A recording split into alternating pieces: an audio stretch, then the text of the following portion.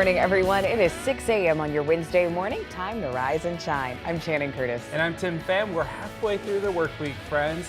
Meteorologist Thomas Patrick, glad we are halfway to the weekend. Also, but Thomas, you were really busy yesterday. You told us all about the wind, and we were out there in it. It was way too windy. Yeah, it was one of those days where maybe just a little bit more than inconvenient outside. Obviously, the winds playing a factor in some of the fire forecasting from yesterday. Those wind speeds maxed out at about 40 to 45 miles per hour, but I'm glad to report that it will be much calmer today. So that's where we were yesterday. Where we are right now, just an 8-mile-per-hour wind. So that's what I'm looking at. It's going to be a lot more manageable outside for today. But also don't discount those temperatures. It is cooler today. It was that cold front that passed through yesterday, which gave us the winds at first. But now we feel the effects of the cooler temperatures. Felt this morning with temps in the 40s, and in the afternoon, the highs in the 70s as opposed to 80. So a drop by about 10 degrees from yesterday to today. This morning, Spokane County firefighters are fighting a fire burning in the Geiger Heights area. It's being called the Wildfire. It started yesterday afternoon, sending a plume of smoke visible all around the area. The fire was also threatening some homes and buildings. Now, overnight, all level 3 evacuations were downgraded to those level 2 or get set evacuation level. This is a map from the Spokane Regional Emergency Communications Team, and it updates as those levels and boundaries change. So right now, the Grove Fire is burning about 75 acres. For a reference point, that's the size of about 57 football fields. Now, those level 3 evacuations were actually issued within just 1 hour of the fire starting. KREM 2's Nicole Hernandez spoke with a person who left her home and says wildfire danger is always in the back of her mind. So crews worked through the night here in Geiger Heights. They worked on containing and mapping the fire. For now, the good news is there is way less smoke out here on the horizon than we were seeing even just yesterday.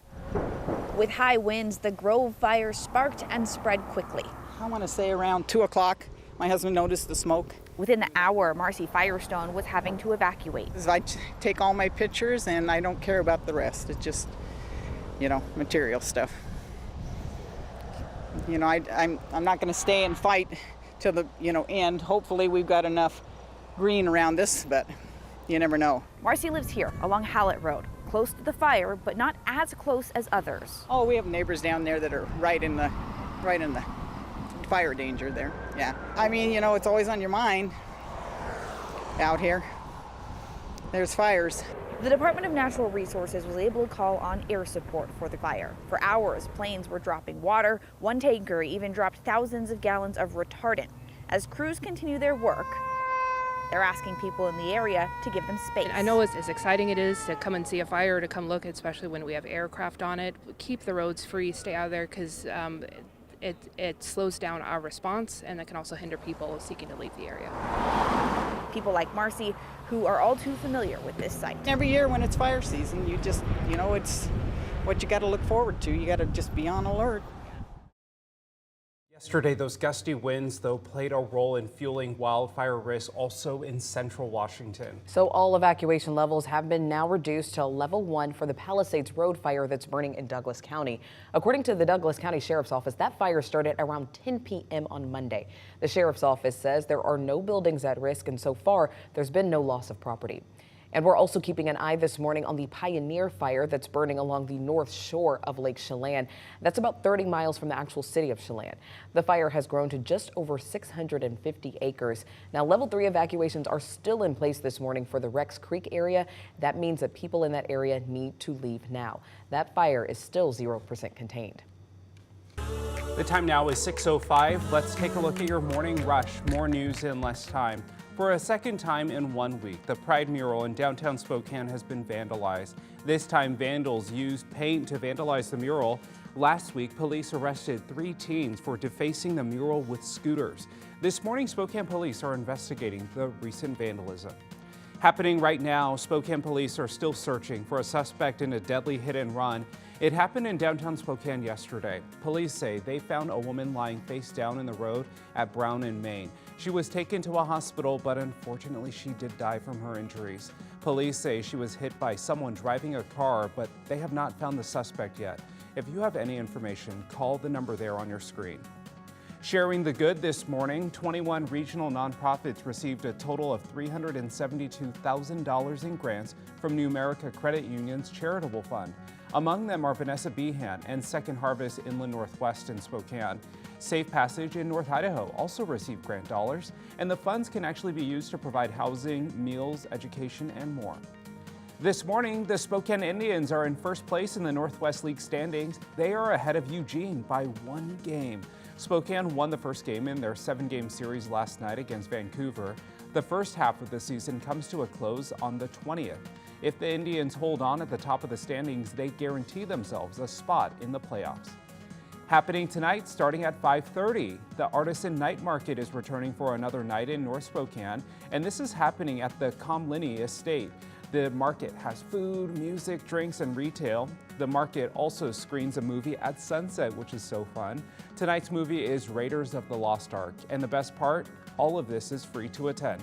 That is a look at your morning rush. So here in Washington, we are going to continue to support a women's right to health.